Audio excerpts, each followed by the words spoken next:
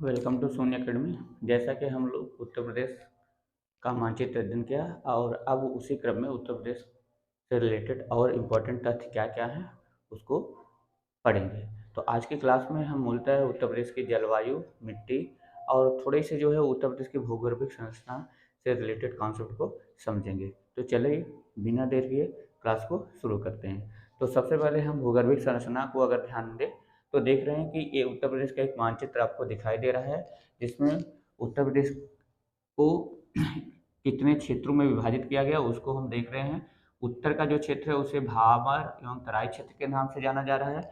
मध्य का जो मैदानी भाग है उसको हम तीन भागों में बांट दिए हैं: पश्चिमी मैदानी क्षेत्र, मध्य का मैदानी क्षेत्र, पूर्वी मैदानी क्षेत्र, और ये दक्षिण का पठारी एवं पहाड़ी क्षेत्र है। ठीक है, तो इस तरीके से उत्तर प्रदेश को मूलतः तीन वर्गों में विभाजित कर दिया गया। अगर हम उत्तर प्रदेश की क्षेत्रीय विभाज्यता की बात करें, ठीक है, तो पश्चिम का जो क्षेत्र है इसे पश्चिमी उत्तर प्रदेश के नाम से जाना जाता है। ठीक है, और यहाँ मध्य के कुछ भाग इसे जैसे हम अवध प्रांत के नाम से जानते हैं, इधर पूर्वांचल होता है, और दक्षिण का जो भाग होता है उसे बुंदेलखंड क्षेत्र कहते हैं। तो चलिए नोट कर लेते हैं। क्षेत्रीय क्षेत्रीय विभाजन अगर बात की जाए उत्तर प्रदेश की, तो पश्चिमी उत्तर प्रदेश, पश्चिमी उत्तर प्रदेश, अवध क्षेत्र, अवध क्षेत्र, अवध क्षेत्र हो गया दूसरा। तीसरा आपका हो गया पूर्वांचल, पूर्वांचल, और चौथा आपका हो गया बुंदेलखंड क्षेत्र, बुंदेलखंड क्षेत्र। ठीक है, तो चूंकि हम जान रहे हैं कि उत्तर प्रदेश के उत्तर में, उत्तर प्रदेश के उत्तर में शिवालिक श्रेणी का विस्तार है। कौन सी श्रेणी है? शिवालिक, शिवालिक श्रेणी है। ठीक है, और दक्षिण में मूलतः कौन? विंध्य क्रम की शैलों का विस्तार मिलता है। विंध्य क्रम, विंध्य क्रम की श्रेणी है। ठीक है, तो उत्तर में शिवालिक श्रेणी है और दक्षिण में विंध्य क्रम की श्रेणी है। ठीक है, तो शिवालिक श्रेणी का जो पदीय क्षेत्र है, शिवालिक श्रेणी का पदीय क्षेत्र, शिवालिक श्रेणी का पदीय क्षेत्र, इसे पदीय क्षेत्र को ही हम भावर एवं तराई क्षेत्र के नाम से जानते हैं। इसे दो वर्गों में बांट दिया गया, भावर और दूसरा क्या हो गया? पहला भावर हो गया और दूसरा हो गया तराई क्षेत्र। ठीक है, तो थोड़ा सा हम भावर एवं तराई क्षेत्र के बारे में समझ लें कि भावर क्षेत्र ऐसा होता है, इसमें जो है कंकड़ पत्थर युक्त क्षेत्र होता है, मोटे बालू होते हैं। ये इस क्षेत्र में कंकड़ पत्थर और मोटे बालू का ये क्षेत्र है, मोटे बालू युक्त क्षेत्र होता है। ठीक है, और जबकि तराई क्षेत्र में क्या होते हैं? महीन कण होते हैं, महीन कण होते हैं। ये दलदली क्षेत्र होता है। कैसा क्षेत्र होता है? दलदली क्षेत्र होता है। समझ आ रहा है ना? ठीक, मूलतः गन्ना, गन्ना और धान की खेती के लिए बहुत ही उपयुक्त क्षेत्र है। गन्ना एवं धान की खेती के लिए उपयुक्त क्षेत्र होता है क्या? तराई क्षेत्र। इनका अगर विस्तार समझा जाए मैप में, तो शिवालिक श्रेणी के जस्ट नीचे का लगभग 34 किलोमीटर चौड़ी पट्टी का जो क्षेत्र होता है, कितना? 34 किलोमीटर चौड़ी पट्टी, 34 किलोमीटर चौड़ी पट्टी। ठीक है, ये चौड़ाई दी गई है। चौड़ी पट्टी का जो क्षेत्र है उसे हम भावर के नाम से जानते हैं, वो भावर क्षेत्र होता है। ठीक है, और उसके दक्षिण लगभग 80 किलोमीटर, अप्रॉक्सीमेट 80 किलोमीटर चौड़ी पट्टी का जो क्षेत्र होता है, जिसे हम तराई क्षेत्र के नाम से जानते हैं। समझ आ रहा ना? इनका विस्तार पश्चिम से पूर्व अगर देखा जाए, तो पश्चिम में सहारनपुर से लेकर, सहारनपुर से पूर्व में कुशीनगर तक, कहाँ तक? कुशीनगर तक इसका विस्तार मिलता है। ठीक है, तो ये भावर एवं तराई क्षेत्र का कॉन्सेप्ट हो गया। समझ में आ रहा है? ये भावर क्षेत्र बड़े कंकड़, मोटे बालू, ठीक है, बड़े बड़े पत्थर, यानी कि जो नदियों के द्वारा तोड़ करके वहां पे आकर अवसादों के रूप में जमा हुए हैं। ठीक है, और उसके आगे का जहाँ पे महीन कण जो है पत्थरों के जमा हुए हैं, उसे तराई क्षेत्र कहते हैं, और ये दलदली क्षेत्र होता है। ये थोड़ा सा हो गया। विंध्य क्रम के शैलों की अगर हम बात करें, तो ये चूंकि उत्तर प्रदेश का जो दक्षिणी क्षेत्र है, इसे कहा जाता है कि ये जो है प्रायद्वीपीय भारत से मिलता जुलता यहाँ का स्थलाकृति का कॉन्सेप्ट है। ठीक है, तो विंध्य क्रम के शैलों का यहाँ पे प्रभाव देखने के लिए मिलता है, विंध्य क्रम के चट्टानों का प्रभाव मिलता है इस क्षेत्र में। ठीक है, इस क्षेत्र में पठारी क्षेत्र में, ठीक है, आपको देखने के लिए मिल जाएंगे चूना पत्थर। ठीक है, यहाँ पे चूना पत्थर, बलुआ पत्थर, बलुआ पत्थर, डोलोमाइट, ठीक है, डोलोमाइट, ऐसे जो है आपको ये आपको मिलेंगे यहाँ पे देखने के लिए, शैलों का क्रम है। ठीक है, इन क्षेत्रों में जीवाश्म का क्या पाया जाता है, अभाव पाया जाता है इन क्षेत्रों में, यानी कि दक्षिण के पठारी एवं पहाड़ी क्षेत्रों में क्या जीवाश्म का अभाव पाया जाता है। ठीक है, अभाव पाया जाता है, क्वेश्चन बनता है इसमें। ठीक है, जीवाश्म का अभाव पाया जाता है। तो अब इसके बाद अगर आपसे एक प्रश्न पूछा जाए कि गंगा या यमुना का जो मैदानी क्षेत्र है, क्या देख रहे हैं ना, ये जो मैदानी क्षेत्र है, गंगा और यमुना के मैदानी क्षेत्र का विकास कहाँ पर हुआ है, तो आपका जवाब होगा कि शिवालिक और विंध्य क्रम की श्रेणियों के बीच। इधर देख रहे हैं ये शिवालिक क्रम का क्षेत्र, क्योंकि शिवालिक से कट करके भंवर और तराई का विकास हुआ है, और विंध्य क्रम से जो है दक्षिण के पठारी और पठारी क्षेत्र का विकास हुआ है। ठीक है, तो कहीं न कहीं इन दोनों की स्थलाकृति का कॉन्सेप्ट यहाँ इन दोनों क्षेत्रों से जुड़ा हुआ है। तो मध्य का जो मैदानी भाग है, जिसे हम गंगा यमुना का मैदानी क्षेत्र कहते हैं, इनका निर्माण विंध्य और शिवालिक क्रम की श्रेणी के बीच हुआ है। तो चलिए उसको आप नोट कर लेते हैं फटाक से। हाँ, क्या है, गंगा यमुना के मैदान का निर्माण। अगर कोई पूछे आपसे कि गंगा यमुना के मैदान, गंगा यमुना के मैदान का निर्माण, तो आपका जवाब होगा, ठीक है, उत्तर में शिवालिक श्रेणी और दक्षिण में विंध्य श्रेणी के मध्य हुआ, विंध्य श्रेणी के मध्य है। ठीक है, विंध्य श्रेणी के मध्य, उत्तर में शिवालिक और दक्षिण में विंध्य श्रेणी के मध्य है।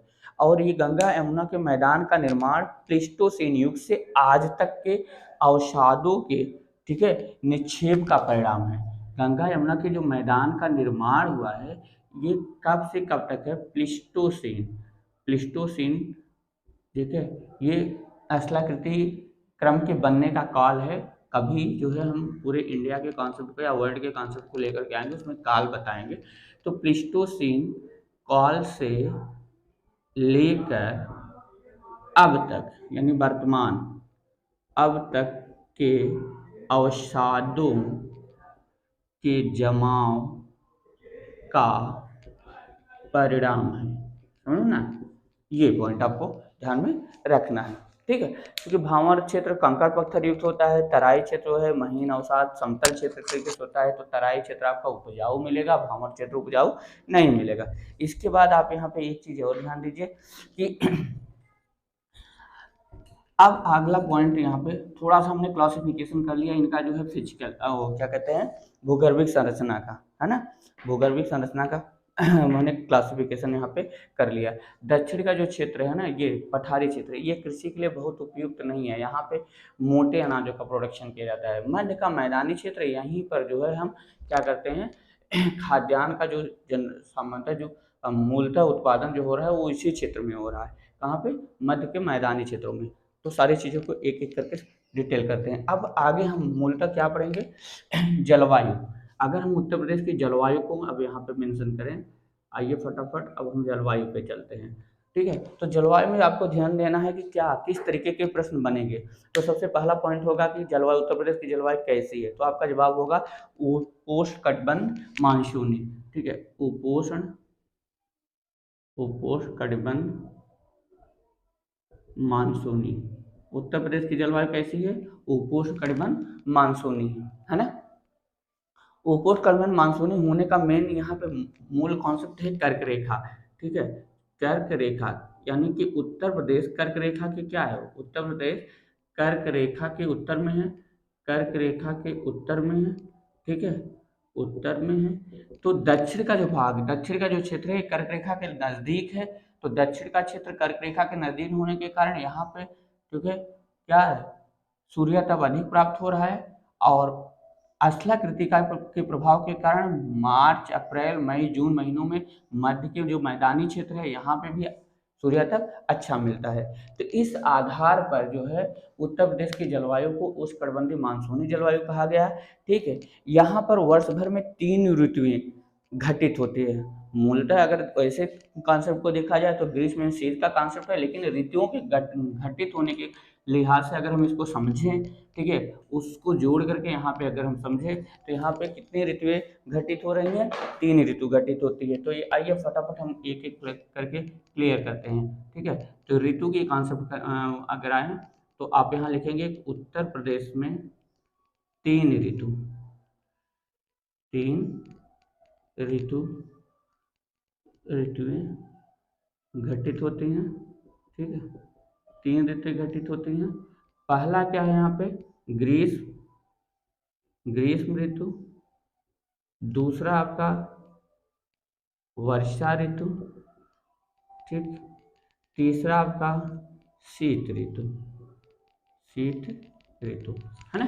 ग्रीष्म ऋतु, वर्षा ऋतु और शीत ऋतु। तो इसमें प्रश्न क्या क्या पूछा जा सकता है आपकी परीक्षा के लिहाज से कि जैसे ग्रीष्म ऋतु है, ठीक है, तो उनका अलग अलग क्षेत्रों में प्रभाव क्या होगा, कहाँ पे गर्मी कम होगी, कहाँ पे गर्मी अधिक होगी। दूसरा प्रभाव है कि ग्रीष्म ऋतु का समय काल कितना हो सकता है, अधिकतम गर्मी यहाँ पे कितनी हो सकती है, तापांतर क्या होगा दिन और रात के में। यही सब इंपॉर्टेंट प्रश्न पूछे जा सकते हैं। ठीक है, तो चलिए फटाफट करके एक एक को क्लियर करते हैं। सबसे पहले हम ग्रीष्म ऋतु के फैक्ट को समझते हैं। ठीक है, तो उत्तर प्रदेश में जो ग्रीष्म ऋतु का समय है वो कहाँ कब से कब तक है, तो आपका मार्च से लेकर के जून तक है। इसका जो समय है यानी माह की अगर हम बात करें तो समय जो है मार्च से जून तक। ग्रीष्म ऋतु का जो टाइम पीरियड है वो कब से कब तक है, मार्च से जून तक है। दूसरा, यहाँ का जो तापमान होता है, अधिकतम टेम्परेचर जो आप है, मैक्सिमम टेम्परेचर की अगर हम बात करें तो मैक्सिमम टेम्परेचर 36 टू अप्रॉक्सीमेट वही कर लीजिए 36 टू 40 डिग्री या 39 डिग्री तक।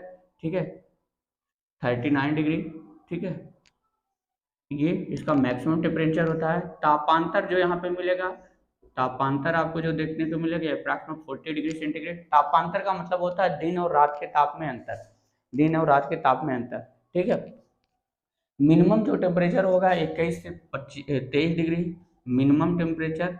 ठीक है, मिनिमम टेम्परेचर आपको जो मिलेगा वो 21 डिग्री सेंटीग्रेड से 23 डिग्री सेंटीग्रेड रिकॉर्ड किया गया है। ठीक है, अब बात आती है कि कहाँ पे टेम्परेचर अधिक होगा, कहाँ पे टेम्परेचर कम होगा। तो सबसे अधिक जो टेम्परेचर आपको मिलेगा वो दक्षिण के पहाड़ी एवं पठारी क्षेत्र में मिलता है। सबसे अधिक टेम्परेचर समझ में आ रहा है, यहाँ पे आपको मिलेगा दक्षिण के पहाड़ी और पठारी क्षेत्र में। हालांकि मध्य यानी कि जून में 21 जून को कर्क रेखा पर सूर्य की किरणें वर्टिकल होती है, तो कर्क रेखा का क्षेत्र लगभग यहाँ से है, इसके दक्षिण से है। लेकिन अप्रैल मई जून अप्रैल से ही उत्तर प्रदेश पूरा क्या होता है, धधकने लगता है। ठीक है, लेकिन अपेक्षाकृत सबसे अधिक गर्मी आपको कहाँ पे देखने के लिए, इस क्षेत्र में मिल रही है देखने के लिए। ठीक है, और जो मैक्सिमम टेम्परेचर रिकॉर्ड किया जाता है या प्रदेश का उच्चतम तापमान कब होता है, किस माह में, तो आपका जवाब होगा कि प्रदेश का उच्चतम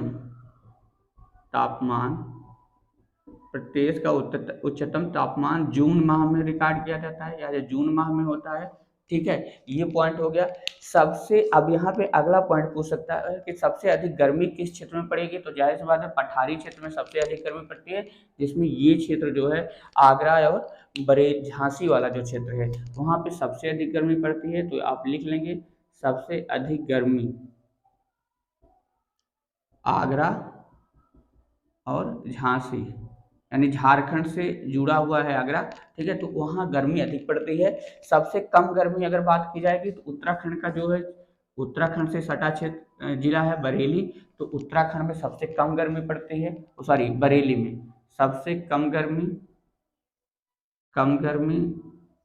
जो है बरेली में पड़ती है। ठीक है, बरेली उत्तराखंड का बॉर्डर बनाता है। ठीक है, ये बात यहाँ पे क्लियर हो गई। सबसे अधिक गर्मी कहाँ पे पड़ रही है, ये आगरा एवं झांसी में। और उत्तर प्रदेश यहाँ गर्मी के मौसम में एक चीज़ और देखने के लिए मिलता है कि अप्रैल मास के साथ साथ उत्तर प्रदेश का यहाँ का जो है क्या है कि इस भाग में गर्मी बढ़ने लगती है, टेम्परेचर बढ़ने लगता है। तो होता क्या है कि मई जाते जाते यहाँ पर पश्चिमी हवाएं चलने लगती हैं, ठीक है, पश्चिमी उत्तर प्रदेश से कह सकते हैं। यानी कि यहाँ पे कौन सी हवाओं का जो है प्रभाव देखने के लिए मिलता है, मई और जून माह में, ठीक है, पश्चिमी हवाएं का प्रभाव दिखता है, जिसे हम किस नाम से जानते हैं, लू नाम से जानते हैं। इसको क्या नाम दिया गया, स्थानीय नाम दिया गया लू, ठीक है। इनकी जो स्पीड होती है, यानी कि इनकी जो चाल होती है,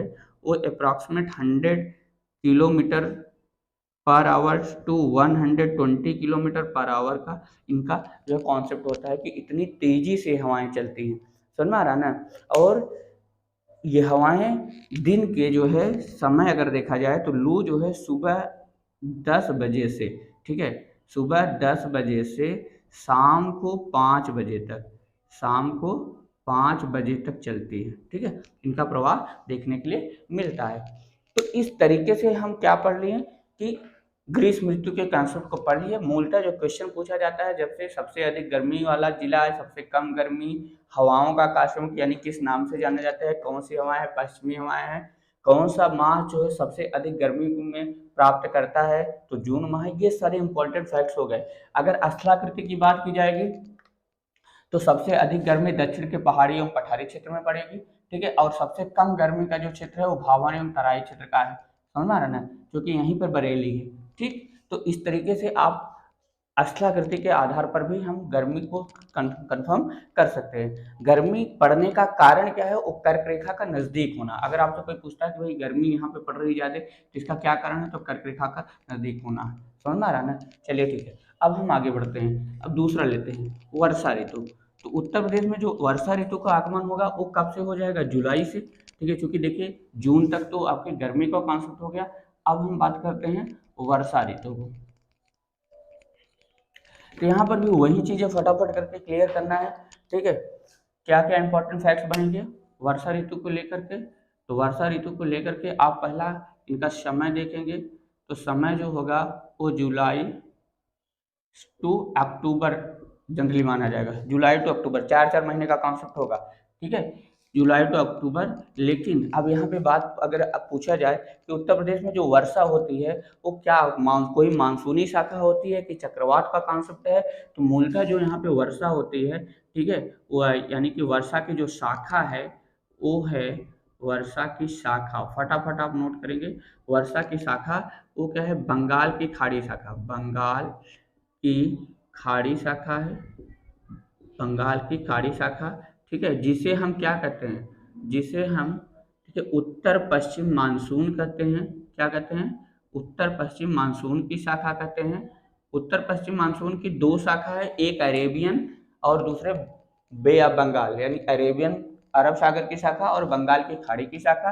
तो उत्तर प्रदेश में जो वर्षा होती है मूलतः वो बंगाल की खाड़ी की शाखा द्वारा वर्षा होती है और उसे उत्तर पश्चिम मानसून की शाखा कहते हैं। और साधारण यानी स्थानीय नाम जो है इसे दिया गया, स्थानीय नाम इसे हम पूर्वा मानसून के नाम से जानते हैं, पूर्वा मानसून, इसे हम पूर्वा मानसून के नाम से जानते हैं। इसके द्वारा उत्तर प्रदेश में अच्छी वर्षा होती है, ठीक है। अगर देखा जाए कि उत्तर प्रदेश में सबसे अधिक वर्षा किस माह में होती है, तो आपका जवाब होगा कि सबसे अधिक वर्षा, ठीक है, सबसे अधिक वर्षा उत्तर प्रदेश में जुलाई माह में होती है, जुलाई माह में होती है। फटाफट क्लियर करते चलिए, जुलाई माह में सबसे अधिक वर्षा होती है। और ओवरऑल अगर देखा जाए तो लगभग आप ध्यान दीजिएगा, लगभग 85% वर्षा, ठीक है, जुलाई टू सितंबर माह तक हो जाती है, ठीक है, सितंबर माह तक हो जाती है। उसके बाद बात आती है कि जो उत्तर प्रदेश में ठंडी के दिनों में जो वर्षा होती है, तो वो बात आप यहाँ लिख लीजिएगा कि ठंडी के दिनों में वर्षा, ठीक है, वो चक्रवात के कारण होती है, चक्रवात के कारण होती है। बातें क्लियर हो रही है ना फटाफट। अब अगर आपसे पूछा जाए कि भाई जब वर्षा होती है यानी जुलाई टू अक्टूबर का जो वर्षा का टाइम पीरियड है उसमें उत्तर प्रदेश का टेम्परेचर लगभग कितना रहता होगा। तो यहाँ पे उत्तर प्रदेश का जो टेम्परेचर होगा वो आपका मैक्सिमम जो टेम्परेचर होगा वो 26 से 27 या 31-32 डिग्री टेम्परेचर होगा। तो मैक्सिमम टेम्परेचर की अगर हम बात करें तो मैक्सिमम टेम्परेचर वर्षा के दिनों में वो 27 डिग्री सेंटीग्रेड से लेकर के 32 डिग्री सेंटीग्रेड तक होता है कि नहीं। अब ये तो बात हो गई कॉन्सेप्ट को लेकर के। अब जैसे वहां पे मैंने पढ़ा कि गर्मी सबसे अधिक कहाँ पड़ रही है, तो ऐसे पूछा जा सकता है कि किन क्षेत्रों में वर्षा सबसे अधिक होगी। तो जाहिर सी बात है पूर्वा मानसून है, तो पूर्वा मानसून जब उठेगा तो कहीं ना कहीं इधर से उठेगा और इधर से उठेगा तो इन क्षेत्रों में वर्षा अच्छा कराएगा। तो सबसे अधिक वर्षा का जो क्षेत्र है वो यहाँ पे ये यानी कि पूर्वांचल वाला जो क्षेत्र है और साथ में भावर एवं तराई क्षेत्र में भी अच्छी वर्षा होती है। लेकिन अगर पर्टिकुलर जिले की बात की जाए तो पर्टिकुलर जिले में जो है गोरखपुर में सबसे अधिक वर्षा होती है। कहाँ पे? गोरखपुर। ठीक है, तो ये पॉइंट आपने नोटिस कर लिया, फटाफट कर लेते हैं। सबसे अधिक वर्षा है ना, सबसे अधिक वर्षा प्राप्त होती है कहाँ पे? गोरखपुर में। ठीक है, गोरखपुर में 184.7 सेंटीमीटर, कितना? लगभग 184.7 सेंटीमीटर। और सबसे कम वर्षा जाहिर सी बात है इस क्षेत्र में होगी जहाँ पे गर्मी ज़्यादा पड़ रही है ना। सबसे कम वर्षा, ठीक है, कम वर्षा चूंकि यहाँ मानसून पहुँच ही नहीं पाता है, बहुत ही कम पहुँचता है, तो सबसे कम वर्षा जो होती है वो आपका मूल अगर पर्टिकुलर डिस्ट्रिक्ट की बात करेंगे तो सबसे कम वर्षा के लिए मथुरा है।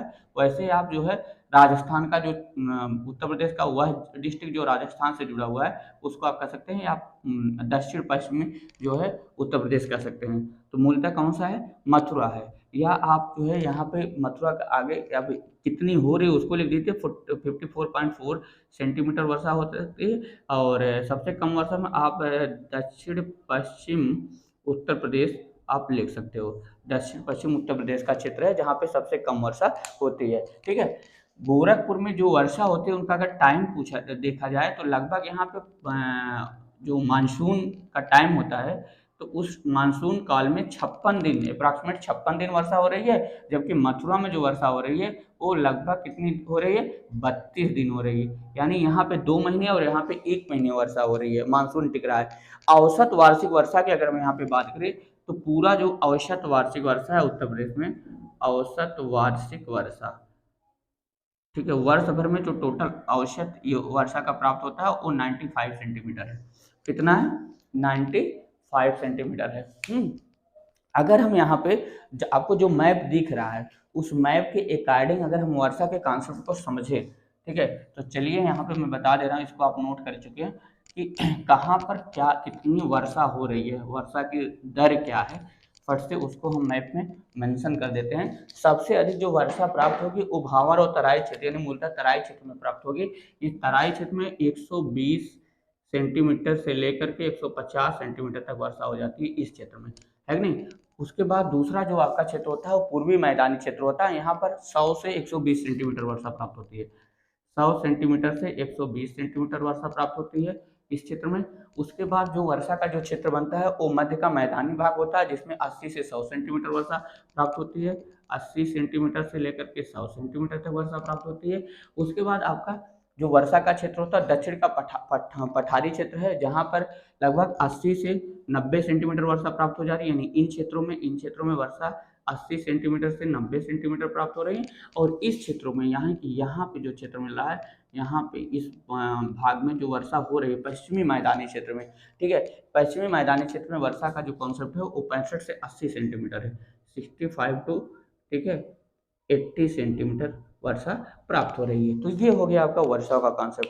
अब हम बात करेंगे फटाफट शीत ऋतु में आते हैं। अब शीत ऋतु की तरफ, तो इसको मैं यहाँ पे मिटा दे रहा हूँ, है ना, आप नोट कर चुके होंगे। ठीक, आगे शीत ऋतु की अगर हम बात करें तो उत्तर प्रदेश में शीत ऋतु का जो टाइम पीरियड है, देखिए अब हम शीत ऋतु पे चल रहे हैं, तो इनका जो समय काल है वो क्या है? शीत ऋतु का टाइम पीरियड जो है वो आपका मिलेगा कब से कब? नवंबर से लेकर के फरवरी, ठीक है, ये नवंबर से लेकर के फरवरी तक ये शीत ऋतु हो जाता है। ठीक है। अब यहाँ पे बात हो रही है कि शीत ऋतु में ना मैक्सिमम टेम्परेचर और मिनिमम टेम्परेचर कितना रिकॉर्ड किया जाएगा। तो अलग अलग क्षेत्रों में टेम्परेचर अलग अलग होता है। जैसे दक्षिण के पहाड़ी एवं पठारी क्षेत्रों का जो टेम्परेचर अधिकतम होगा वो लगभग 28 डिग्री सेंटीग्रेड।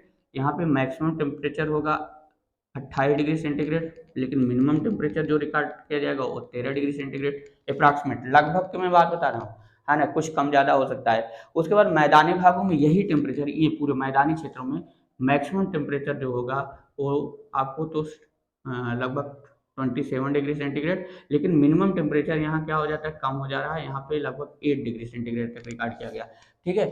उसके बाद अगर यही कम हम और उत्तर में जाएंगे, यानी भावर एवं तराई क्षेत्र में जाएंगे, तो यहाँ पे मैक्सिमम टेम्परेचर जो हमें देखने के लिए मिलेगा, ठीक है, वो आपको मिलेगा 24 डिग्री सेंटीग्रेड, और मिनिमम टेम्परेचर जो देखने के लिए मिलेगा वो 6 डिग्री सेंटीग्रेड तक हो जाता है, टेम्परेचर वहाँ पे कम हो जाता है। अब बात आती है कि उत्तर प्रदेश में किस जिले में ठंडी सबसे अधिक पड़ रही है, अगर ये कौन सा क्षेत्र सब, पहला तो महीना, सर्वाधिक ठंडा महीना कौन सा है, तो सबसे ठंडा महीना जो है, ठंडा माह जो होता है वो जनवरी होता है। जनवरी के माह में सबसे अधिक ठंडी पड़ती है। ठीक है। और क्षेत्र की अगर बात करेंगे तो उत्तर पश्चिम क्षेत्र में ठंडी सबसे अधिक पड़ती है। ठीक है। सबसे अधिक ठंडी, सबसे अधिक ठंड जो है कहाँ पे पड़ती है, उत्तर पश्चिम भाग में, ये पॉइंट नोट कर लीजिएगा, उत्तर पश्चिम भाग में, जिसमें जैसे सहारनपुर वगैरह इधर जो है आपका आ जाता है, शामली बागपत वगैरह आ जाता है, इस क्षेत्र में ठंडी सबसे अधिक पड़ती है। ठीक है। ठंडी के दिनों में जो वर्षा का कॉन्सेप्ट होता है वो चक्रवाती वर्षा होती है, ऐसा हो गया। तो इस तरीके से हमने जलवायु का कॉन्सेप्ट क्लियर कर लिया। ठीक है। अब आगे बात करेंगे, जलवायु हो गया, तो जलवायु के बाद अब आज के कॉन्सेप्ट में हम पढ़ लेंगे उत्तर प्रदेश की मिट्टी के बारे में। ठीक है। तो आइए फटाफट यहाँ पे हम उत्तर प्रदेश की मिट्टी को थोड़ा सा समझते हैं कि उत्तर प्रदेश में मिट्टी का क्या कॉन्सेप्ट है। ठीक। तो जनरली पहले एक चीज आप जान लीजिए कि मिट्टी यानी मृदा। उत्तर प्रदेश को की मृदा को कवर करने का, तो मृदा क्या होता है, एक प्रकार का प्राकृतिक पिंड होता है। ठीक है। जिसमें जो जिनका निर्माण विच्छेदन और अपक्षय खनिजों कार्बनिक पदार्थों के निक्षेपण वगैरह इन सब से मिल करके बना होता है। ये परिच्छेदिका होती है मिट्टी, है ना। तो मिट्टी का क्लासिफिकेशन इस तरीके से हम कर सकते हैं। अब सबसे पहला पॉइंट होता है कि जैसे हम मृदा पढ़ने चल रहे हैं तो मृदा के कंपोनेंट्स क्या हैं, इनके अवयव क्या हैं। तो सबसे पहला पॉइंट तो हम मृदा के अवयव को देख लेते हैं। मृदा के अवयव क्या क्या है ना। तो मृदा में पाया क्या क्या जाएगा, खनिज पाया जाएगा। ठीक है। मृदा में खनिज, जैव पदार्थ, मृदा में खनिज पाया गया, मृदा में जैव पदार्थ मिल गया, जल वायु एवं सूक्ष्म जीव, इन सब का मिश्रण होता है, खनिज जल, खनिज वायु। ठीक है। मृदा जल, मृदा वायु। ठीक है। आप ऐसा लिख दीजिए, मृदा जल, मृदा वायु एंड सूक्ष्म जीव, सूक्ष्म जीव, इन सब का मिश्रण जो होता है उसी को हम क्या कहते हैं, मृदा कहते हैं। ये मृदा के कंपोनेंट हो गए, है ना। अब बात आती है कि उत्तर प्रदेश की मृदा का क्लासिफिकेशन। ठीक है। तो मृदा का वर्गीकरण हम देख लेते हैं। मृदा का वर्गीकरण उत्तर प्रदेश की, हम उत्तर प्रदेश पढ़ रहे हैं तो उत्तर प्रदेश की मृदा का वर्गीकरण करते हैं। ठीक है। कि उत्तर प्रदेश की मृदा का कितने वर्गों में बांटा गया, है ना। तो आइए फटाफट हम इसको क्लियर करते हैं।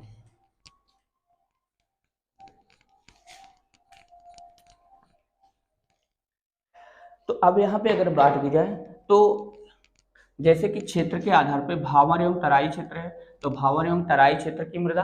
ठीक है। उसके बाद आ जाएगी मैदानी क्षेत्र की मृदा, फिर जो है आ जाएगी दक्षिण के पहाड़ी व पठारी क्षेत्र की मृदा। तो पहला तो लिख लेंगे भावर व तराई क्षेत्र की मृदा। ठीक। दूसरा मध्य के मैदानी क्षेत्र की मृदा, मैदानी क्षेत्र की मृदा। और तीसरा आपका यहाँ पे हो गया, ठीक है, दक्षिण की पहाड़ी या पठारी क्षेत्र या बुंदेलखंड क्षेत्र की मृदा, बुंदेलखंड क्षेत्र की मृदा। समझ में आ रहा है। तो इसके आधार पे हम मृदा का क्लासिफिकेशन करते हैं। तो जिसमें आप जान रहे हैं भावर एवं तराई क्षेत्र की मृदा में जो है ककड़ील पथरीली मृदा और दलदली मृदा, ये दो प्रकार की मृदा पाई जाती है। भावर जो होता है ठीक है। भांवर जो क्षेत्र है यहाँ पे कंकड़ीली, ककरीली, पथरीली, पथरीली मृदा पाई जाती है, ठीक है। और तराई क्षेत्र की जो मृदा है, तराई क्षेत्र में यहाँ पे दलदली मृदा पाई जाती है, दलदली मृदा पाई जाती है, समझ ना। तो दलदली मृदा, मैंने बताया कि दलदली मृदा मूलतः गन्ने और धान की खेती के लिए बहुत ही उपयुक्त मृदा होती है, पूछा जाता है, ठीक है। तो कंकरेली पथरीली यहाँ पे यानी कि भारी निक्षेप हुए हैं। जब नदियाँ प्रवाह कर रही थी तो नदियों के द्वारा निक्षेप जो लाए गए, ठीक है, तो ये बड़े कंकड़ होते हैं और ये क्या है, महीन निक्षेप होते हैं। दलदली मृदा जो होती है ये क्या है, महीन निक्षेप होते हैं, ठीक है, इनके द्वारा इस मृदा का निर्माण हुआ। बात क्लियर हुई, ठीक है। तो चलिए आगे बढ़ते हैं फटाफट। तो मूलतः मृदा को कितने वर्गों में बांट दिया गया उत्तर प्रदेश की? उत्तर प्रदेश की मृदा को मूलतः 3 वर्गों में बांट दिया, ठीक है। अब अगर यहाँ पे हम बात करें कि मध्य के मैदानी क्षेत्र की मृदा की अगर बात करें तो मैदानी क्षेत्र में मैंने बताया कि प्लेस्टेशन युग से आज तक के इसमें निर्माण हुआ है, ठीक है। तो जैसा कि अगर यहाँ पे हम ध्यान दें थोड़ा सा मैप में अगर हम इन चीज़ों को इरेज करें, ठीक है, मिटा दें, ये पूरा मध्य का मैदानी क्षेत्र है कि नहीं। तो नदियाँ जब प्रवाह कर रही हैं तो नदियाँ प्रवाह करने के साथ साथ जो है ये पूरा इसका जो क्षेत्र है ये 2 भागों में बढ़ जाता है, ठीक है। ये जो क्षेत्र होता है इसे हम खादर, यहाँ पे कौन सी मृदा पाई जाती है, खादर मृदा। तो बात करते हैं मध्य के मैदानी क्षेत्र की मृदा। तो यहाँ पे मृदा के 2 कॉन्सेप्ट मिलते हैं, एक आपको मिल जाएगा खादर और दूसरा आपको मिल जाएगा बांगर ना। तो ये खादर जो होता है ये नवीन जलोढ़ होता है, नवीन जलोढ़ होता है। बांगर क्या होता है, पुरानी जलोढ़ है, ठीक है। ये नवीनीकृत है, नवीनीकृत मृदा है। ये अनवीनीकृत मृदा है, अनवीनीकृत मृदा है, ठीक है।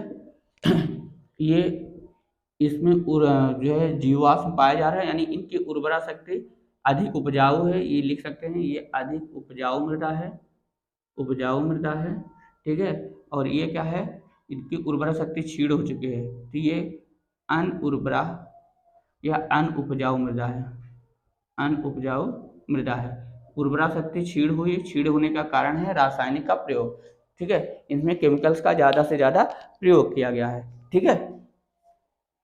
खादर में जो है, खादर ये मैदानी क्षेत्र के उस भाग में पाए जाते हैं जहाँ नदियों के बाढ़ का पानी जो है क्या होता है, हर साल पहुँचता है। और बांगर वहाँ पर पाई जाती है जहाँ नदियों के बाढ़ का पानी हर साल नहीं पहुँच पाता है, ठीक है। यानी कि ये जो बांगर मृदा है यहाँ बाढ़ का पानी हर साल नहीं पहुँचता, बाढ़ का पानी नहीं पहुँच पा रहा है, ठीक, नहीं पहुँचता है, ठीक है। और यहाँ पे क्या होता है, बाढ़ का पानी पहुँचता है, बाढ़ का पानी पहुँचता है, इसीलिए तो हर साल ये क्या हो रही है, नवीकरण इसका हो रहा है, समझ में आ रहा है ना।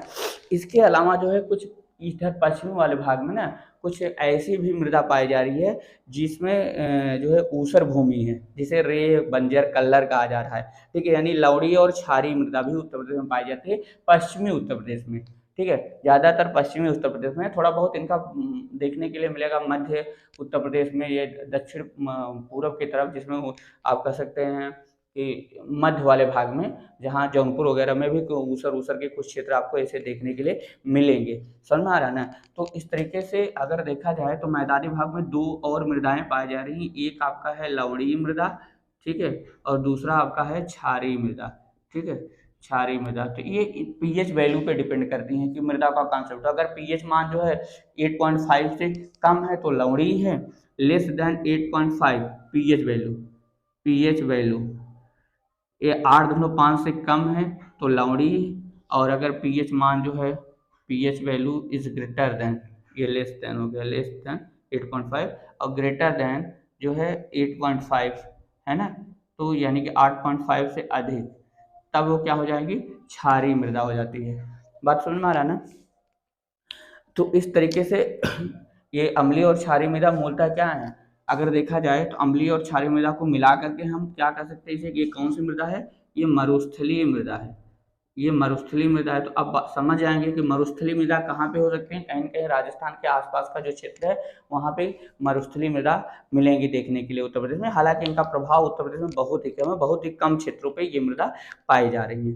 ठीक है, इसके अलावा अब मृदा से रिलेटेड और क्वेश्चन क्या बन सकते हैं वो हम देख लेते हैं। अगर हम दक्षिण भाग के पहाड़ी और पठारी क्षेत्र की मृदा की बात करें, दक्षिण के पठारी और पहाड़ी क्षेत्र की मृदा की बात करें, तो मैं यहाँ पे बता दे रहा हूँ फिर से आपको। दक्षिण के पहाड़ी व पठारी क्षेत्र की मृदा की बात करें तो यहाँ लाल, काली, राकर, पड़वा, भोंटा इस प्रकार की मृदा पाई जाती है, जो स्थानीय नाम है। ठीक है, लाल, काली, राकर, परवा, भोंटा। मिर्जापुर में भोंटा मृदा, ये मिर्जापुर, ठीक है, मिर्जापुर में पूछा गया एग्जाम में। भोंटा मृदा कहाँ पे पाई जाती है, तो मिर्जापुर में। बाकी जो भी पथरीली वगैरह क्षेत्र है यहाँ पे कुछ लाल काली मृदा पाई जाती है। ठीक है, लाल काली मिट्टी का प्रभाव जो है उत्तरी उत्तर प्रदेश में भी यहाँ पे देखने के लिए मिलेगा। यहाँ पर भी काली मिट्टी मिलती है। समझ में आ रहा है ना। संपूर्ण बुंदेलखंड क्षेत्र जो है एक प्रकार से जो है पूरा बुंदेलखंड वाला जो क्षेत्र है यहाँ पे जो खेती की जाती है, अगर बात की जाए तो यहाँ पे कैसी खेती होगी। बुंदेलखंड में, बुंदेलखंड क्षेत्र में जो है शुष्क खेती होती है। कैसी खेती होती है, शुष्क खेती होती है। समझ में आ रहा ना, ये है इसका कॉन्सेप्ट। यहाँ पे शुष्क खेती हो रही है पूरे इस क्यों, क्योंकि सामान्यतः जो है अगर देखा जाए तो यहाँ पे बहुत अच्छी वर्षा नहीं हो पा रही है। वर्षा न होने के कारण जो है यहाँ हम खाद्यान्न की खेती उतनी अच्छी नहीं कर सकते हैं। यही सब कारण होते हैं। समझ में आ रहा है ना। कुल लगभग यहाँ से यहाँ तक मिलाकर के जो मध्य प्रदेश से सटे हुए जिले हैं, कितने जिले हैं, लगभग यहाँ 11-12 जिले ऐसे हैं जहाँ पर इन जो पठारी और पहाड़ी क्षेत्रों से उनके फीचर्स को रखते हैं। तो इसलिए यहाँ पर जो खेती आप करेंगे वो कैसी खेती करेंगे, शुष्क खेती करेंगे। बात क्लियर हो रही है ना। चलिए ठीक है, आगे बढ़ते हैं। इसके बाद आता है मृदा के कॉन्सेप्ट को हमने पढ़ लिया कि यहाँ कैसे मृदा पाई जाती है। तो जनरली जो क्वेश्चन पूछा जाएगा तो वो नवीन जड़ोल और पुरानी जड़ोल को लेकर के यहाँ से क्वेश्चन बनता है। खादर बांगर से क्वेश्चन पूछा जाएगा। तो खादर बांगर में कौन सा उपजाऊ है, कौन सा कम उपजाऊ है, वो पूछा जाएगा। तो वहाँ पे खादर अधिक उपजाऊ है, क्या कारण है कि वो हर साल नवीनीकृत होती है। भांवर तराई में पूछा जाएगा तो तराई उपजाऊ है क्योंकि वो क्या है, दलदली मृदा है। ठीक है, ये अच्छा। उसके बाद जैसे पूछा जा सकता है कि जो उत्तर प्रदेश में मरुस्थलीय मृदा, क्या कुछ क्षेत्रों में मरुस्थलीय मृदा पाई जा रही है या कोई जमीन ऊसर हो रही है, इनका कारण क्या है। तो ये सिंचाई के से जुड़ा हुआ है, यानी कि जल निकासी का प्रबंध न होना है। यानी कि जैसे क्या होता है कि कोई ऐसा क्षेत्र जहाँ पे जल जमा हो जाए और निकासी ना हो पाए तो धीरे धीरे उर्वरा जमीन भी जो है अनुर्वरा हो जाती है। तो ये सब तमाम फैक्ट्स होते हैं। अब हम आगे बात करते हैं। यहाँ पे जो इम्पोर्टेंट प्रश्न और बनते हैं मृदा को लेकर के, वो क्या है कि मृदा अपरदन से है। मृदा अपरदन, सॉइल इरोजन, इसको लेकर के क्वेश्चन पूछे जाते हैं। तो उत्तर प्रदेश में मूलतः जो अपरदन का कॉन्सेप्ट है वो दो है। एक तो जल अपरदन है, एक जल अपरदन है और दूसरा क्या है, वायु अपरदन है। वायु अपरदन है। तो अब आपसे पूछा जाएगा कि भाई जल अपरदन जो है मूलतः कहाँ पे होगा। तो जाहिर सी बात है मैदानी भागों में। मैदानी भागों में मूलतः जल अपरदन होता है, मैदानी भागों में। ठीक है, जहाँ पे नदियाँ, या आप कह सकते हैं नदियाँ, नदियों के प्रवाह क्षेत्र में। ठीक है, प्रवाह क्षेत्र से जुड़े, ठीक है, जुड़े भाग में, प्रवाह क्षेत्र से जुड़े भाग में जो है मूलतः जल अपरदन होता है। वायु अपरदन मूलतः उत्तर प्रदेश में ना पश्चिमी उत्तर प्रदेश में देखने के लिए मिलता है, या समतल प्लेन पर। आप पश्चिमी उत्तर प्रदेश आप लिख सकते हैं। ठीक है, पश्चिमी उत्तर प्रदेश, या और कौन सा क्षेत्र होगा, समतल, समतल क्षेत्र जो उत्तर प्रदेश का है वहाँ पे क्या होता है, वायु अपरदन होता है। तो वायु अपरदन मूलतः गर्मी के दिनों में होता है। कब होता है, गर्मी के दिनों में ना। गर्मी के दिनों में होता क्या है कि जब ऊपरी परत जो है धूल के रूप में हवाओं के साथ उड़ करके एक स्थान से दूसरे स्थान चली जाती है, यानी उनकी धीरे धीरे उनकी उर्वरा शक्ति खत्म हो जाती है। और किसान को लगता है कि ऐसा क्यों, उनको पता नहीं चलता। बाद में उनकी जब उर्वरा शक्ति कम होती है तो प्रोडक्शन कम होता है, तब उनको चीज़ें समझ में आती हैं कि कहीं न कहीं सॉइल में कुछ ऐसे प्रॉब्लम्स आ गई हैं ना। जल अपरदन मूलतः मैदानी भाग में होता है। नदियाँ कटाव करती हैं और सातों क्षेत्र को काट करके लेकर के जाती हैं। और खास कुछ ऐसे बुंदेलखंड क्षेत्रों में भी जो है जल अपरदन का अच्छा कॉन्सेप्ट देखने के लिए मिलता है, जहाँ पे बीहड़ का निर्माण होता है और अवनालिका अपर्दन हो जाता है। ये कॉन्सेप्ट देखने के लिए मिलता है।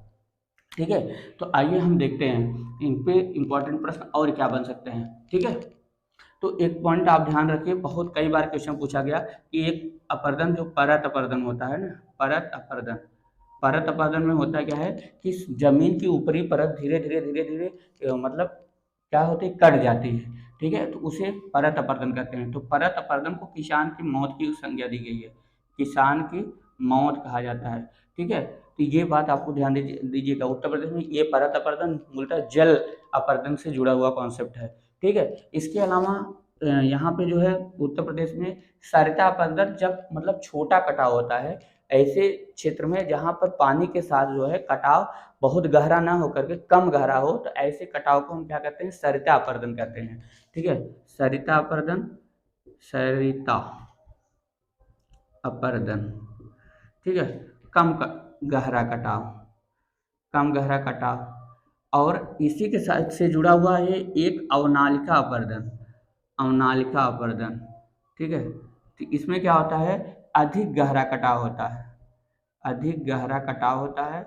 और ये जो है इससे जो है जमीन बहुत ही प्रभावित होती है। तो अवनालिका अपर्दन में क्या होता है, अधिक गहरा कटाव होता है। और ये उत्तर प्रदेश के इटावा, मूलतः अवनालिका अपर्दन द्वारा सबसे प्रभावित उत्तर प्रदेश का जो जिला है, ये सबसे प्रभावित जिला है। ठीक है, सबसे प्रभावित जिला वो क्या है, इटावा है। और आगरा में भी अवनालिका अपर्दन होता है। समझ में आ रहा ना, अवनालिका अपर्दन ये यहाँ पे अच्छा हो रहा है। कहाँ पे, सबसे ज़्यादा इटावा में और आगरा में भी होता है। अगर वायु अपर्दन की बात करें उत्तर प्रदेश में, तो आप यहाँ पे देख लीजिए, वायु अपर्दन, अपर्दन से प्रभावित उत्तर प्रदेश का प्रभावित उत्तर प्रदेश का जो जिला है वो मूलतः क्या है, प्रभावित उत्तर प्रदेश का जो जिला है वो मथुरा और आगरा है। सबसे ज़्यादा मथुरा और आगरा में वायु अपर्दन जो है प्रभाव दिखा रहा है, मथुरा और आगरा। जनरली पूरा पश्चिमी उत्तर प्रदेश जो है वायु अपर्दन से प्रभावित है, लेकिन जो है ये परत अपर्दन से मध्य का उत्तर प्रदेश है, यानी कि ये मैदानी भाग वाला क्षेत्र है, ये परत अपर्दन से सबसे ज़्यादा प्रभावित है। ठीक है, अपर्दन से क्या होता है, जमीन की उर्वरा शक्ति धीरे धीरे क्षीण हो जाती है और बाद में जो है वो क्या होता है, अच्छी उपज नहीं दे पाता है। ठीक है, तो ये पॉइंट क्लियर हो गए अपर्दन के कॉन्सेप्ट से। यहाँ से एग्जाम में क्वेश्चन अच्छे बनेंगे। अच्छा,